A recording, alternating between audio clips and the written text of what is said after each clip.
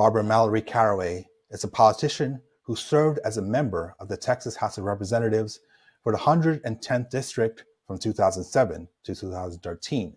She served as a member of the Dallas City Council for the 6th District from 1993 to 2021 until term limits forced her to retire. She's also a former Democratic precinct chair. Barbara's bold advocacy for kids and education reform, her commitment to small growth of businesses and local jobs, and her unwavering dedication to underserved and disadvantaged communities have earned her a broad base of support as she currently campaigns as a Democratic candidate for the United States Congress, representing District 30 in Texas. I welcome Barbara Mallory Caraway. Well, thank you. It is my pleasure and honor to be your guest tonight, and I look forward to discussing not only my candidacy, but the impact on what I have and hope to do in the United States Congress. Thank you for joining me today. I appreciate it. So let's talk about that word impact, because it's a very powerful term that should not be taken lightly, depending on who's wielding such impact. So the first question I want to ask you is, why you? Why now? Well, actually, Sheffield, it is a desire to serve the constituents, the people of not only Congressional District 30, but also for the state as well. And any vote that the Congress takes really has a national impact. So I am running for Congress to continue my public service, to have the impact of changing the lives, situations, opportunities of the people that elect me. Why now? Actually, I have to admit, this is not my first turn at this office. I have, because of the continuing need that I've seen in this district, I've sought this office before. And so because of my tenacity and the willingness to serve, we have many issues that we must face, which has to do with the escalating crime, particularly gun violence in our district and the nation. We look at the high cost of prescription drugs, including the high cost of health care. We look at how, even though the economy continues to rebound, underserved communities still find themselves at a disadvantage because they need more training and more involvement in how to make lives better for themselves and their families. We also have to look at the climate change. I know people don't want to talk about that, but that certainly is an issue. So I want to go to Congress to have the impact to change the quality of life for the people by which I am asked to vote for me. All right. We highlighted a few issues there, and I do want to get into details with some of those, but let's take it step by step. You mentioned crime, first of all, right? Since this particular show has a target audience of LGBTQ plus audiences, I do want to address something, first of all, where particularly in Dallas, Texas leads the nation in transgender murders. And the latest attack in 2019, Dallas trans community asked why. And they ask why, and they point fingers to politics as the underlying problem. What is your response to that? Well, Texas is a very unique state, and people say, where goes Texas, goes the rest of the nation.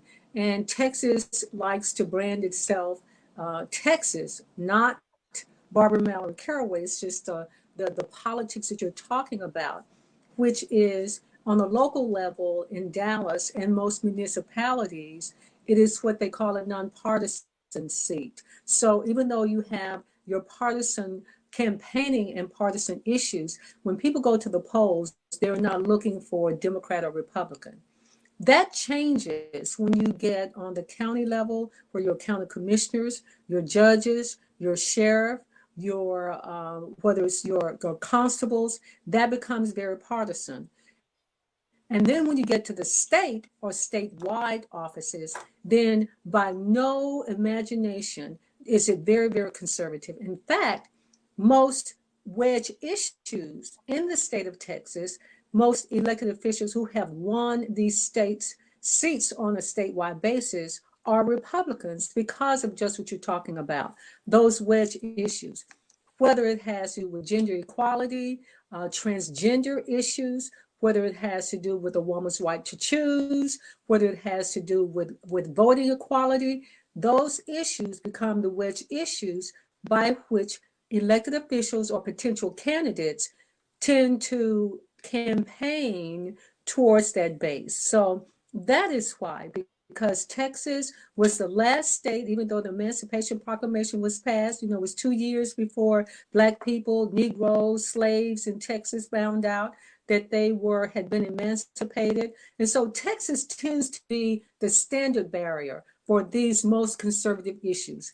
Even when we look at gerrymandering, Texas tends to lean toward that conservative and more right wing, some would say, tendencies when it comes to politics. So the reason is because people pander to a base by which they can get elected. And that is the bottom line, the politics. Now, when you move from county to county, for example, Dallas County, it has transformed more into a Democratic county. Harris County, you have Austin, but Potter County up in West Texas, and those they're more conservative. And you also have a base which sometimes tend to vote for candidates based on those wedge issues. So that's why it is clearly politics. And most of the time, it's scare tactics where people threaten the identity of individuals who don't look like, think like, or are not like them. So it's pure and simple. That's the way it is. You know, I could appreciate that answer, but honestly, it's somewhat unacceptable to a certain extent because when you look at the numbers here, past 5 years, more transgender people have been killed in Texas than any other state alone. Nearly half of those people are in Dallas. So we're talking about a centralized group of people who are transgender, LGBTQ, who are dying at the hands of whoever their predators are. And if they're pointing fingers at the politics of that, I understand you're saying there's gerrymandering, there's all sorts of things there, but we're talking about people's lives. People are still dying because of that. How do we really say to these people who will then be your constituents, not only you, but other people who are your peers in that area? How can we safely say to them that you will be taken care of, right? Because the Well, numbers are not lying and it's increasing, you know? let me clarify what I meant because we're Mhm, talking about Texas and how mhm, Texas seems to set the trend of what happens in the nation. mhm. And those particular issues have a direct effect on how quality of lives and people are affected by that. You're absolutely right. When we look at crime and crime rate, and particularly some of the cases that you may be talking about, what has happened is, I mean, how can you get into the mind of an individual who chooses to impose harm and eventually death on another individual because they are not like them, or they may have a different ideology about who and what a person should be? And so, if you were going to ask me as a former Dallas City Council member, and particularly as we look at on the state has a different responsibility, and we're going to talk about the local government. Now, what the local, in terms of municipalities, will do, and what I did as a council member, is you look at the reasons, but it is hard to get into the mind of the individuals. I listened at the beginning of your story on the earlier history of this whole evolution of how we got here. So I think that I am not in the capacity to try to think or know why people are committing these crimes except for what they tell us. And so when you get to the psychology of it, then that's left up to them. As a policymaker, it is my job to curtail the potential crime as well as looking at how people are being punished. Now, as a city council member, once, and particularly what you're talking about more recently in the Oak Lawn area, where the gay community, LGBTQ plus, were victims of crime, there were meetings held to address that. And so what the police committed to do is to beef up increase the police patrol, to increase try to find out where these areas are to be more sensitive to that.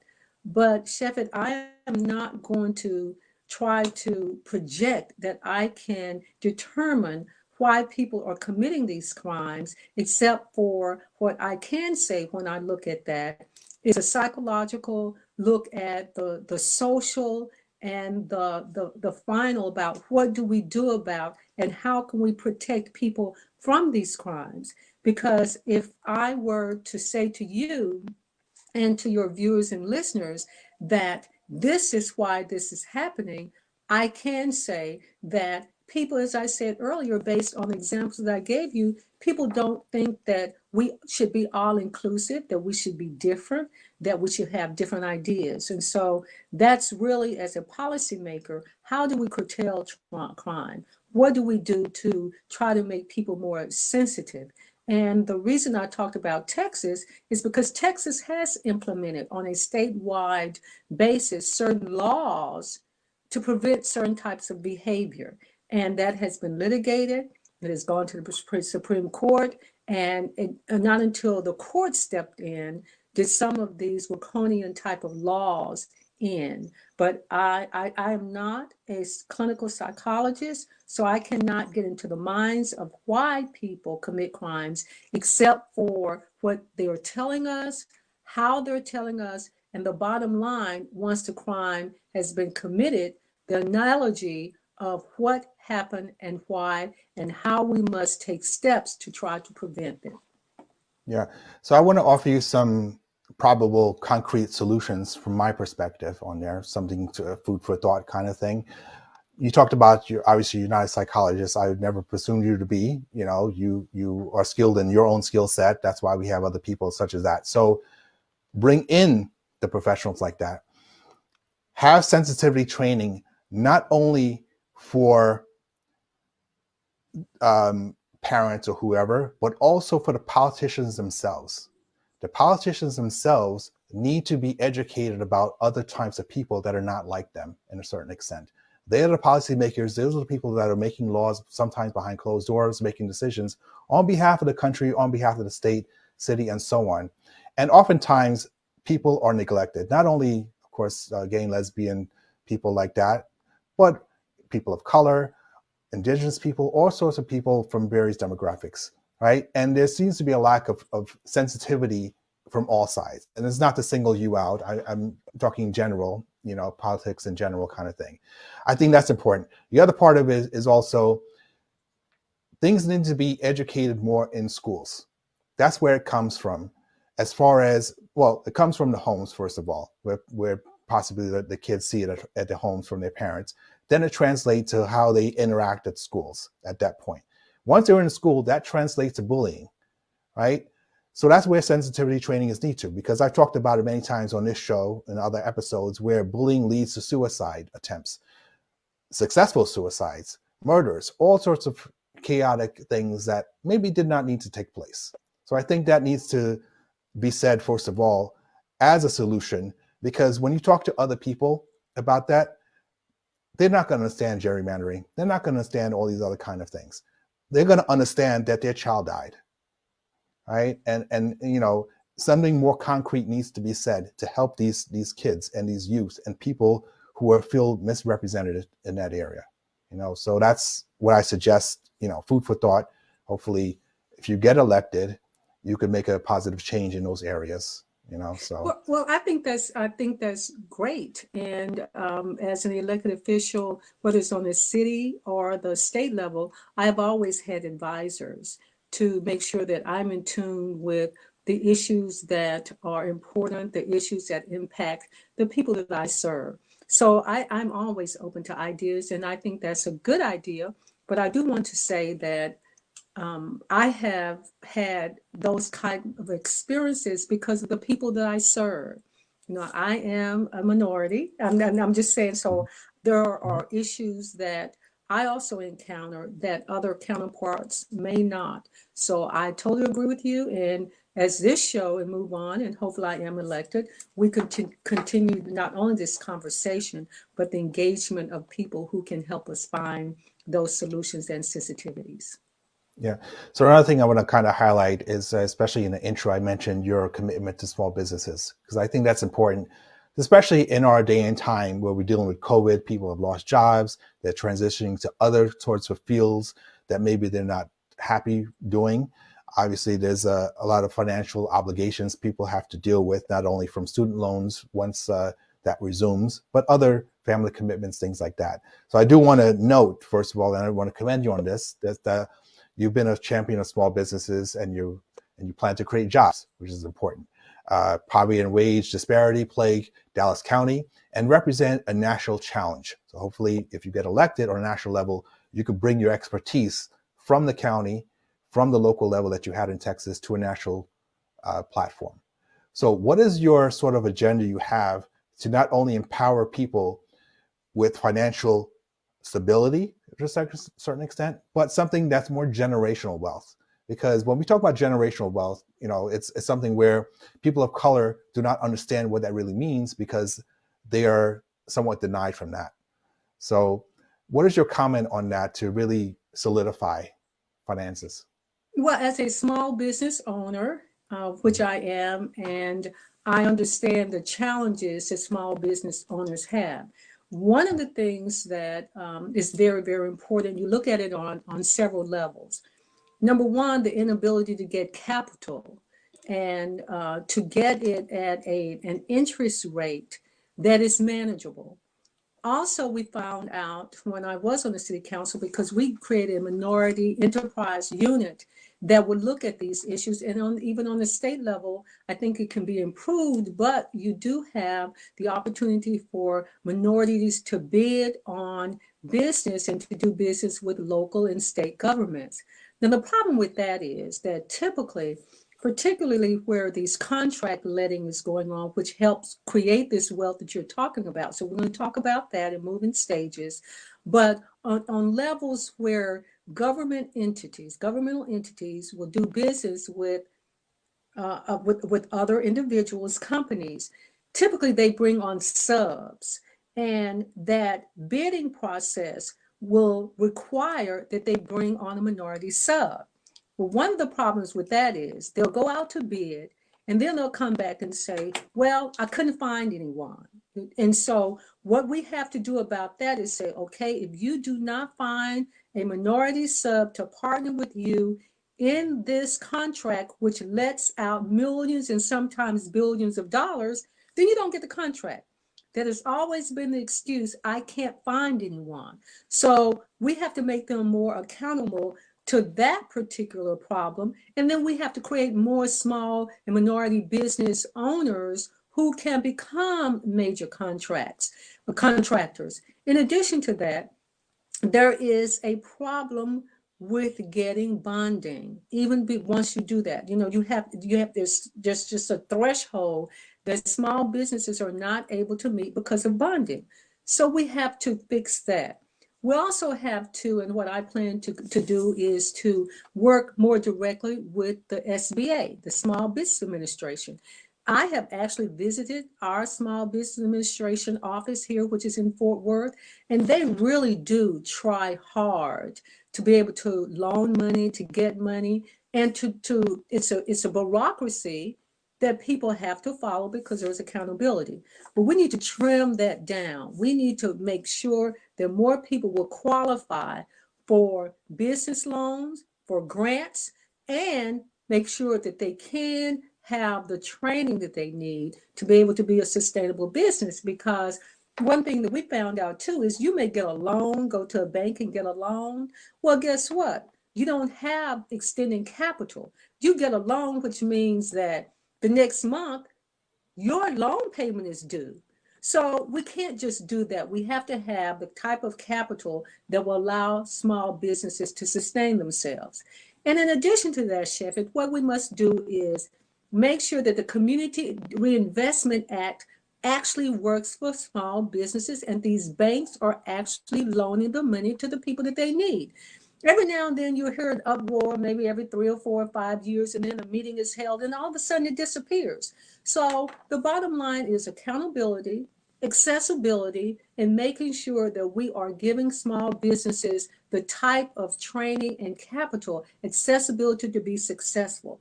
And we shouldn't just point out one or two businesses to say, oh, well, I gave this and I gave that. That means I'm successful, because that's not. I also want to address what you talked about earlier. In Texas is known as the quitting state of the United States, because during the pandemic, a lot of people either quit, lost their jobs, did not return to work, and they did seek out other business opportunities. So we must have training for people to re-enter the working environment. And I know people talk about, oh, you don't want education, college, and all that doesn't make a difference. But we have to have an array of opportunities for people to succeed where they are, because one foot, one shoe doesn't fit all. So to sum it up, look at working with the Small Business Administration, looking at accessibility to capital, real capital that will allow small businesses to be successful, allow them the training for their employees so that they will be able to sustain their business, and to get them the type of support that they can get from these localities and governments. And more important, duly away with the excuse that you cannot find people who can really do business because they don't exist. We must do away with that false narrative. So that is what I plan to do. Yeah, and it's quite interesting. Typically, when numbers come out and politicians state, such as the president, say, "Oh, we have an increase in, whatever number, 5% job increase." Periodically you get stats like that. I've always wondered and sit back and wonder, it's like, what kind of jobs are we really talking about here? First of all, who are providing these numbers, right? Are they asking the small businesses that we've just hired people, or are they just asking a few, corporations and getting the survey, a sampling? That's the first part of the question. But the other part is like, what do these jobs really entail? It's quite different having a job at a fast food restaurant, earning minimum wage, as compared to another job where you work at a corporation, maybe sitting behind the desk, possibly getting 401k, tuition assistance, all these kind of benefits that you get, even healthcare kind of thing. So first of all, what kind of jobs are we really talking about when politicians tend to brag about the increase in jobs? Well, let me clarify this too. I Mhm. know in technicality that is what people see me as, but I am really a public servant.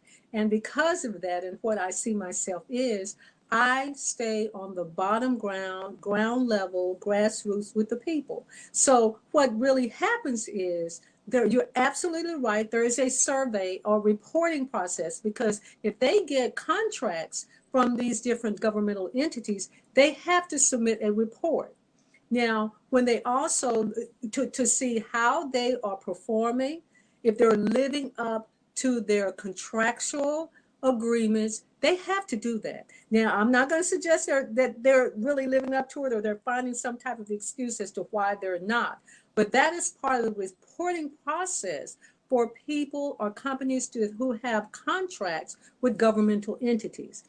As far as jobs are concerned, that there is, when I say, that's about a vernacular thing, but there is a separation between governmental jobs and private sector jobs. And they too have to report what is going on within their industry, because they have to live up to industry standards. And one way that they have bragging rights, one way that they can project that they are upstanding, or try to project that they're upstanding corporate partners in the company, they really have to do reporting. And what some has really been lacking here recently, because of the previous administration, there was really a push to look at racial disparities in the hiring sector. So when you ask what type of jobs, well, we know that America is mostly fueled by a service industry. And that's what's happened during the pandemic, that people didn't go back to those service jobs. They were working minimum wage, depending on tips. Then you have your executive jobs, you have your labor, or your opportunities for labor. And that is why I certainly support the opportunity for labor unions to organize. Now we're living in a technology age where everything has moved from what I say we were trotting into the digital age. Now we are rushing, because one thing that happened during the pandemic, Amazon, Uber, those companies that changed their business model to adjust to a client that was quarantined really did very well. Walmart, the people who provided the type of, we needed cleaning, we needed tissue, we needed basics, they made more money during the pandemic than they made outside of the pandemic. So when you ask what type of jobs, I mean, it's the American economy. So they have to do reporting, not only to if they're involved in the government, but keep this in mind, they have shareholders. If you're a private company, and especially if you're trading on Wall Street, where all these fat cats get all this money, is that they do have shareholders that they have to make a report to. And most of those reports are public, because guess what? They borrow money based on those reports. Their stock prices are based on what they can trade to earn those either escalation or depreciation of their dollars. So it is a system. Is the system fair? No, I do not think the system is fair, but we do have an economy that is fueled by a service industry economy. And that is why we saw so many jobs that were lost during the pandemic. And we do have an economy that does not pay its workers fairly. You were talking about that earlier. It was once upon a time that you could get a job, it didn't matter. You know, you could get benefits. Now it became about how much money I can make. The privatization even of student loans. I know that, you know, we talked about education. That's very important to me, but that's what happened to the student loan debt. The student loan industry was privatized. So it all became about just the money. And that is what Barbara Mallory Caraway has always worked towards as a public servant, as an elected official. I know you want to define as a politician, but I really don't see myself as that.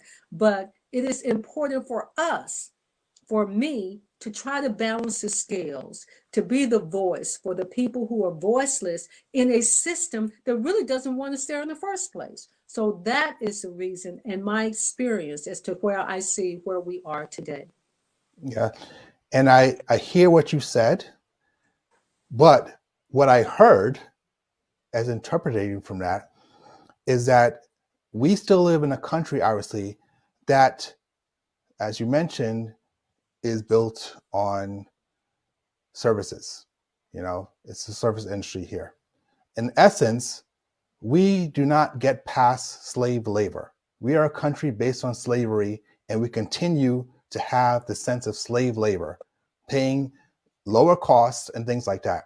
There's no reason why we have to have an economy like that, but of course, there need to be services in it by any means. But for whatever reason, we continue to have an entire country that's still focused on that.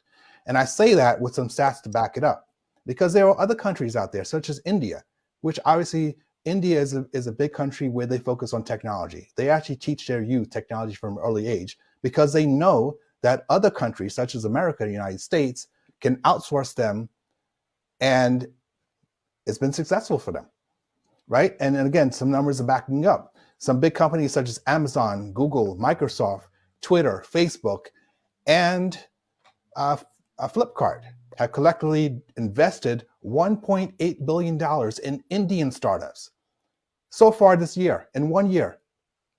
So we're not talking about even companies that are out there sustainable or proven to be sustainable. We're talking about just the startups. And these are all American companies that are founded here, that all started from, you know, humble means. You know, people like the founder of Amazon and all that, they started from humble means. And now they're leading the entire world in technology, but yet they go outside the country and invest that money. So when we talk about saving jobs here or creating jobs, what is the accountability at that point? Because the problem that I see is that we never hear the reports of how many jobs that they're taking away. Right? Well, You know, there has been some question about that in terms mhm. of how we keep them here. And the other thing about it is that when you look at whether it's the, you know, Facebook or talk about Amazon, most of they are able to be successful because of taxpayers. They don't have the resources initially to do all of the investment and the resource spectrum is sold as a governmental entity, is sold to private companies. And so they have become wealthy bidding on spectrum and other, when I say spectrum, I don't mean the company spectrum, but the ability to be able to go in Mhm.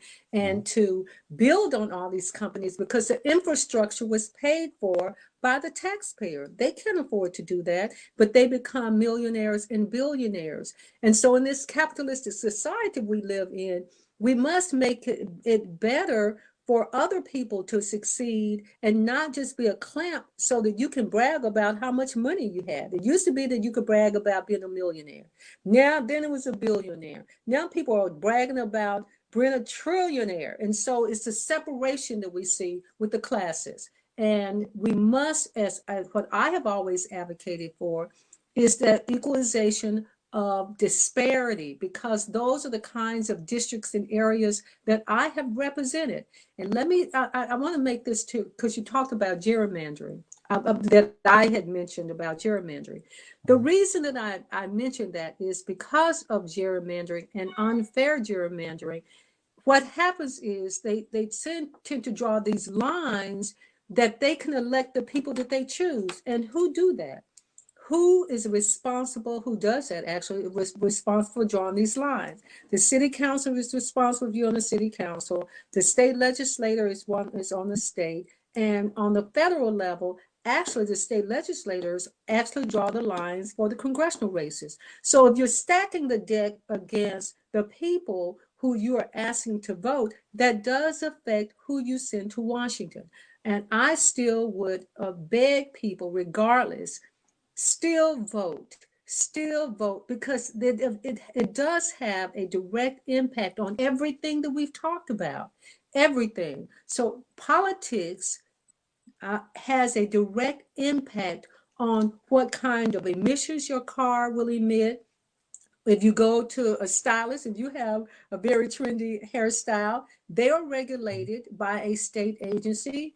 How you park your car on the street, how you get your car tag, how you be able to buy your clothes, all of that is governed by a governmental entity. So we have to continue to be engaged, whether we like it or not, in this process, because that is the only way that it will change, is we have to be involved. So many people would like for us to throw up our hands and say, forget it, it doesn't matter. But you have talked about those particular cases that particularly deal with the communities, that we have to have a voice. You have to have a voice. And not just being at the table, a seat at the table, but having a voice at the table. So you may hear an escalation in my voice, so I'm just going to kind of tune it down a little, because Right. it is important. People don't want you to know, because Mhm. as long as they can control, the majority of the people are controlled by a minority of the people. So you can't be blinded. We're so busy, but just trying to make it. Just trying to make sure that our kids have food on the table, that we can have a job. We go to work every day. I take my nephew to, we have McDonald's Thursdays. We go to McDonald's. So my question is, I don't eat a Happy Meal. That's what he likes. But if I want to get a meal at McDonald's, me, it's going to cost me about $10. So if you take a family of four to McDonald's, how long is it going to take you to pay for a meal that could end up costing you 40, really at McDonald's, 35 or $40? So I am not insensitive to the fact that we're looking at, quote unquote, politicians, elected officials, but the determination, if you go to McDonald's, you got to be inspected by a city inspector, because they got to make sure that they're serving safe food. And if they don't do that, then they're going to get in trouble. So don't be blind. I'm not talking about you, I mean the general public. Don't Mhm. be blinded by the idea that it doesn't matter, because it does matter. Everything has a political implication, because everything must be viewed politically. That could be good or bad. And so that's what we have to do as stewards of our democracy. We must be involved, be voiceful, be forceful, and be active in those things that are important to us. We have to. Mhm. Stewards of democracy. I like that term there. So I say this to you as someone who is a steward of democracy? I'd say you mentioned about those companies using taxpayer money to solidify their own businesses. I'd say to you that more has to be given back to them in a sense. Because again, as I mentioned, the analogy of slave labor, again, these are the people that are funding them, these companies. And there's not enough being given back to them to justify what's being given. And especially when these taxpayers do not have a choice on how that taxes are being distributed, those tax money is being distributed. Of course, we could vote in who we want, kind of thing. But once that person's in office, they could do whatever they want. We can't vote them out. We have no way of taking someone out in there. And it's questionable that we really voted for the person that our votes really matters, right? Because we hear about the stories I about agree those with you. things. Yeah? I agree because I went in for this office with an incumbent that was so entrenched that, finally she said, well, I've had enough. And she's endorsed a candidate to continue on a legacy where our community has really suffered in regard to that. So because big money, I have never had a lot of money running for office. I've always been a grassroots campaign. I've had enough, but I agree with you that once you become so entrenched, and this woman was entrenched for 30 years. So I agree with you that it is hard, but I'm not going to say that it's not impossible. You have to be tenacious about these things, but we can't be totally blinded by the idea that I'm hopeless and I'm helpless, because that's the way the system wants us to feel and to be, while they continue to take advantage of the people by which they depend on. These companies depend on their clients. Walmart, if we didn't go into Walmart, who are they going to sell their goods and services to? The airlines, we saw that even during the pandemic, that they did not have clients. But who helped bail out the housing industry, the banks? It is always the taxpayer, you and I, who pay taxes. So I know that it is difficult for us to do this, but I just refuse, Shepard, to believe that there is nothing that I can do, because if nothing else, you have to be willing to wait it out sometime. And that advocacy, shows like yours, and people who don't give up, are people who make a change in this society, in our country, and in the world. Look what's happening over in Russia today, where people are being murdered because Vladimir Putin decided he wants to put the old Russia back together again. He doesn't care about killings.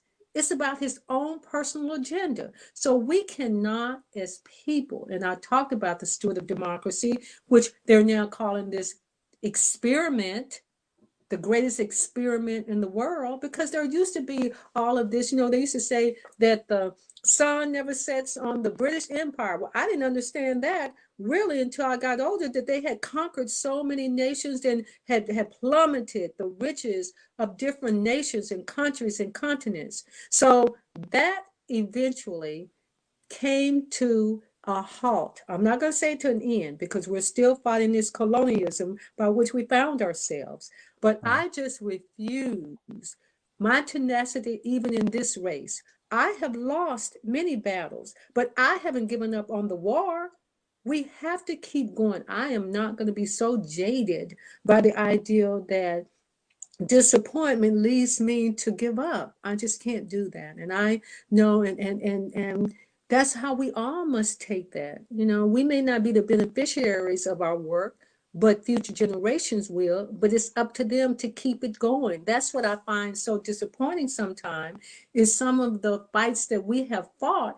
People tend to believe, oh, it's just everything is so hunky-dory and we don't have to worry about that anymore. And the moment you do that, the moment you let your guard down, is when everything begins to landslide. So I totally agree with you that it's hard to get these people out, because they become part of a special interest group who only cares about their interests and the influx of big money. We have a candidate here in Dallas, which a PAC, Protect Our Future, who you would think is a legitimate PAC that cares about the people by which we are running and representing this district. It is a political action committee that is headed up by a hedge fund by Anthony Scaramucci. Well, who is he? He is Donald Trump's former press secretary. $2 million that they're putting into a congressional race here in Dallas. And that's just the tip of the iceberg. So, but the people who really make the difference are the people who go to the ground level from the ground up. Because if you're all these special interest groups and all these lobbyists, and they have been paid to get their clients' voice heard. So we can't give up on that, and I won't give up on it. I will just refuse to. I'm not going to say that, because of all this, it would just close our hands and say it's nothing I can do. Those people in Ukraine, they said they're going to fight. As a matter of fact, they said tonight could be determined where they go in the future, whether they even survive. But you got to be, we as people, we've come too far. We have come too far and had to fight too hard. And I refuse to give up. I refuse to give up the fight. Yeah, I certainly agree with that we've come so far, and I applaud you for not giving up and staying here on the battleground for us. But however, you used the term early on called legacy. And I just wonder if your own legacy has been tainted, because of course there was an incident that occurred a few years ago, and I'm going to just reiterate what happened. Of course, you are married to Dwayne Caraway, the Dallas City Council member and former acting mayor of Dallas. He's formerly served as 60th mayor of Dallas for a fourth term in 2011 as acting mayor, before pleading guilty in 2018 for taking bribes while serving as mayor pro tem. He served as a Dallas County member, Dallas City Council member, until his resignation in August 9th, 2018. On February 23rd, 2016, he apologized on K104 Hip Hop and R&B station for his behavior, and he was sentenced to serve 56 months in prison in order to pay more than $500,000 in restitution.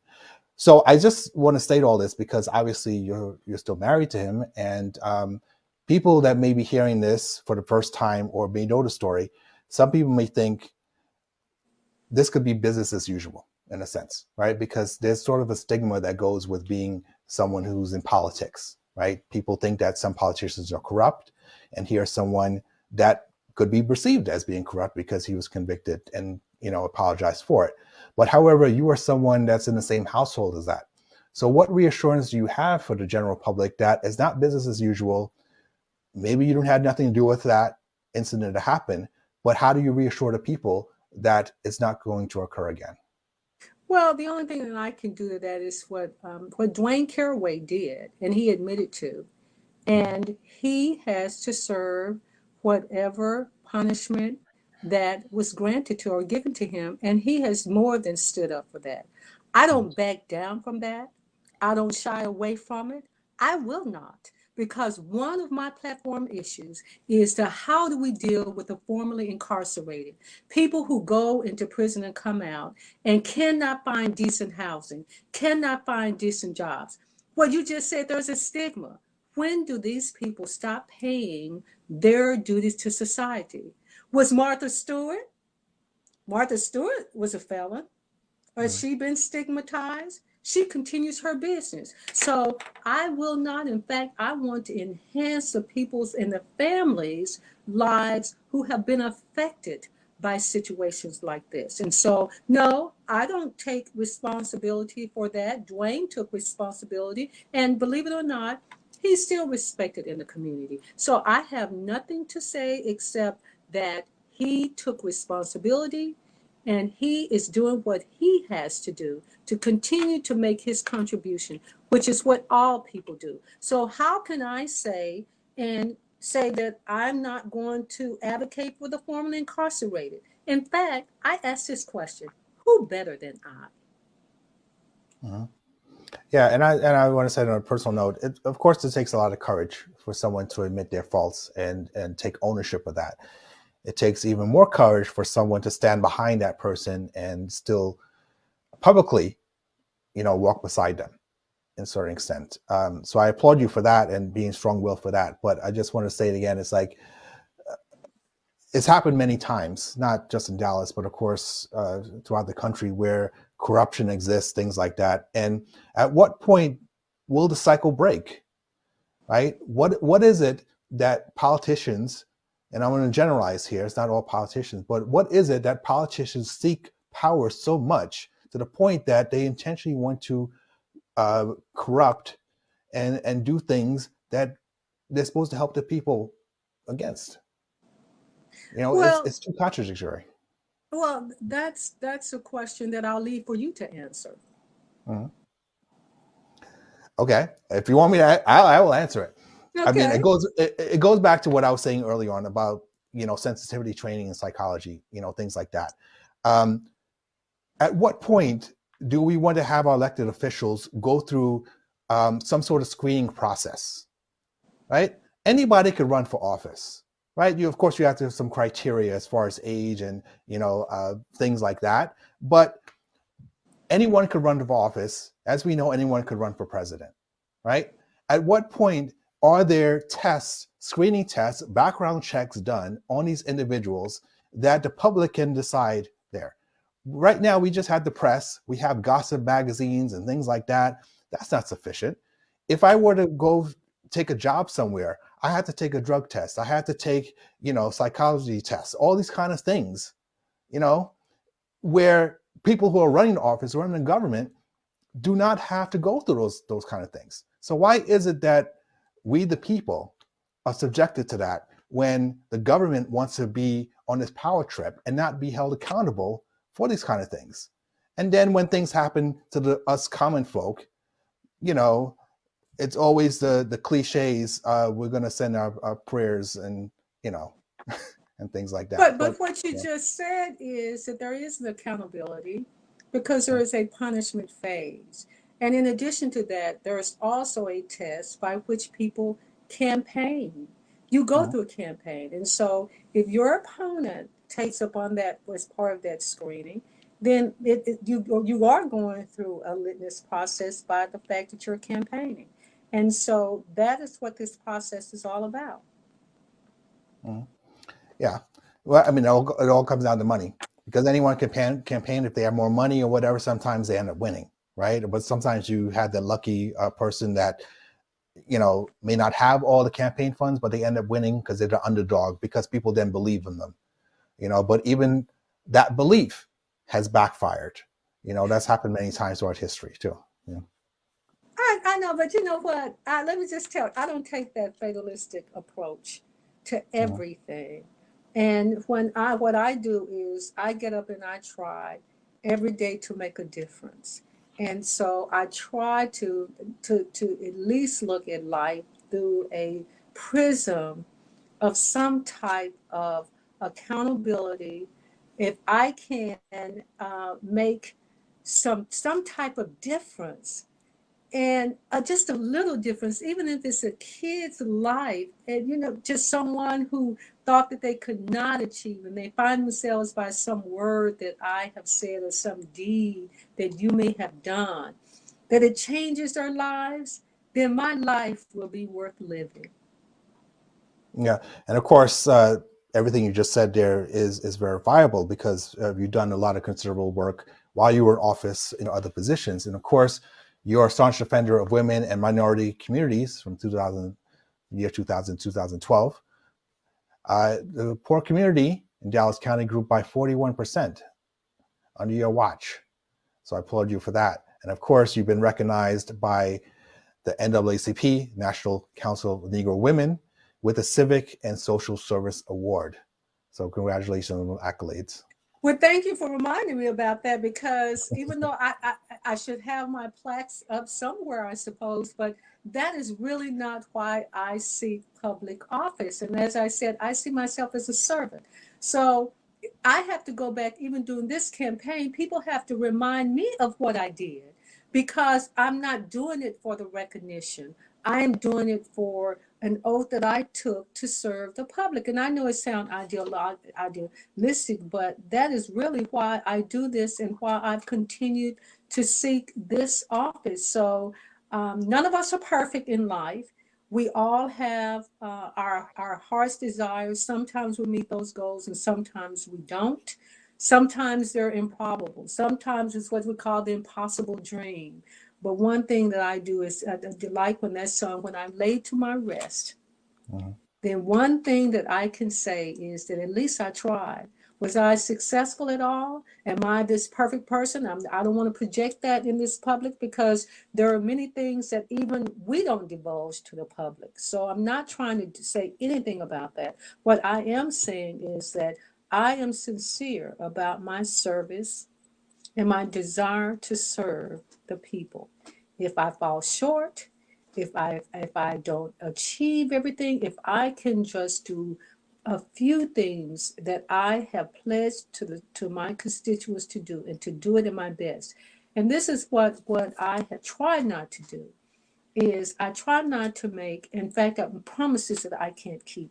And I think that's where the disappointment. And because people, you will find that even in these offices, some of the people who started out supporting you don't because of one thing that you may not have done that they thought you should do. So I'm just going to keep on, as my father, late father said, Curtis Mayfield, how I Mhm. try to survive every day in this world and look forward to the people that I'm asking to send me to Washington, who has sent me to the city council, who has sent me to the Texas legislature, is to keep on pushing, baby. That's what Curtis Mills, because it's a higher calling.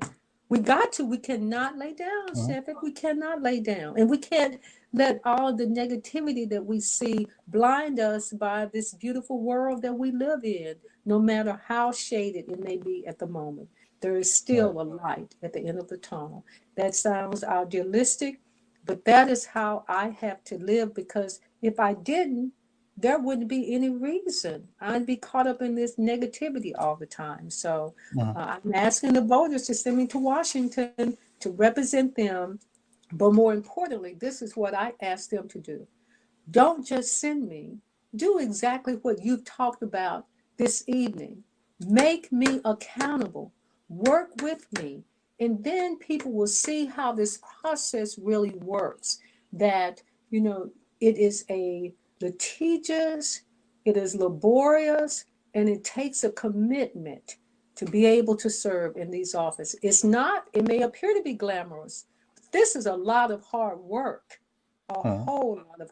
And I want to say too Yeah. that when I was on the city council, I didn't get paid. It was $50 a meeting that was set by a process back in the 60s when I went to the Texas legislature, and still there's is $700 a month. So I'm certainly not in it for the money. So we Mhm. have to keep on. Now they paid the city council when I left. They delayed it to I think until I left in 2007, like maybe in 2009 or something like that. But so my commitment to public service certainly isn't about the money, and running for office certainly isn't about that either. Because it's been a journey that I hope that the voters will reward me for my hard work on March the 1st. Our election here in Texas, our primary is March the 1st. That's this coming Tuesday. So if you're Okay. listening in Texas, I'm asking you to punch number 5 for Barbara Mallory Caraway. I want to work for you. All right. So the challenge is certainly set out there, and I applaud you for being a true public servant for many, many years. So once again, March 1st, 2022 is the primary election. As you said, number 5. You'll see your Mhm. name there on the Democratic ballot. So if someone wants to contact you or your campaign office to possibly donate or donate monetarily or their services, how can they reach you? Oh, you know what? Thank you. Thank you for Mhm. asking that. You see, that wasn't literally on my mind. They can go to my website at Barbara Mallory Caraway for Congress.org. Barbara Mallory Caraway for Congress.org. And they can make a contribution directly on my website. They can also email me directly on my website. That's the fastest and easiest way to contact me, particularly in light of these last few days when there is a direct and hard push to get everyone who can to the polls. Mhm. All right. I appreciate you taking out the time to talk to me today, and good luck in the next few days and the rest of your campaign. Well, thank you and have me back again. Hopefully I'm praying Definitely, about definitely, this. Yeah, so please definitely. have me back again. Thank you Thank you. so very much. Thank you.